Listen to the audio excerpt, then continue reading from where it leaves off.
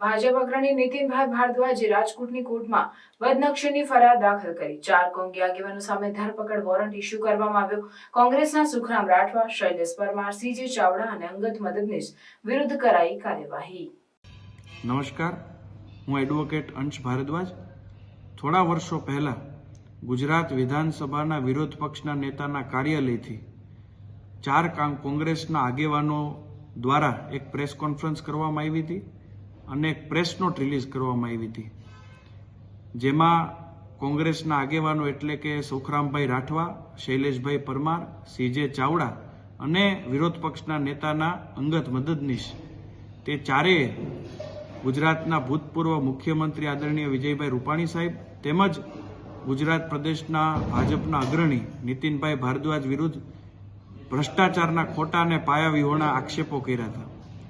જે બાદ આદરણીય રૂપાણી સાહેબ દ્વારા ગાંધીનગરની કોર્ટમાં અને નીતિનભાઈ ભારદ્વાજ દ્વારા રાજકોટની કોર્ટમાં બદનક્ષીના માનહાનિનો ફોજદારી કેસ દાખલ કરવામાં આવ્યો હતો, જેના ભાગરૂપે ચારેય જે આરોપીઓ છે તેઓએ વિજયભાઈ રૂપાણી દ્વારા જે કેસ દાખલ કરવામાં આવ્યો હતો તેમાં બિનશરતી માફી માંગી, જેને ધ્યાને લઈ રૂપાણી સાહેબે તે કેસ પાછો ખેંચ્યો હતો।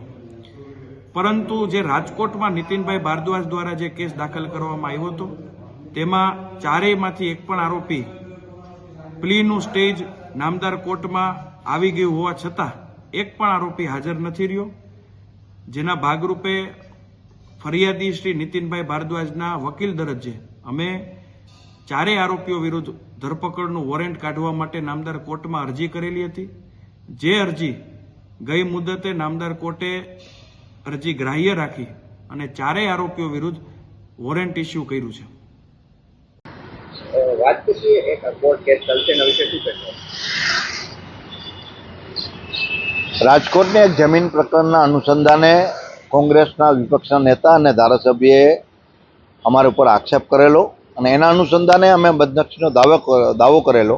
એ માન્ય કોર્ટના જજ સાહેબમાં ચાલતો હતો, પરંતુ જેમણે આક્ષેપ કરેલા, જેમણે કીધું એ લોકો હાજર નહોતા રહેતા, એના કારણે એક વખત એમને સમન્સ આપવામાં પણ આવ્યા હતા, પરંતુ હાજર ન રહેવાના કારણે મેં મારા વકીલ મારફત અંશભાઈ ભારદ્વાજ અને ધીરુભાઈ પીપળિયા દ્વારા કોર્ટના જજશ્રીને વિનંતી કરતા તેઓએ વોરંટ ઇસ્યુ કર્યા છે અને આવનારા દિવસોમાં જે કંઈ તારીખ છે એમાં એ લોકોએ હાજર રહેવું પડશે અને કોર્ટની અંદર જજ સાહેબને જે કંઈ એમને કહેવાનું એ કહેવું પડશે।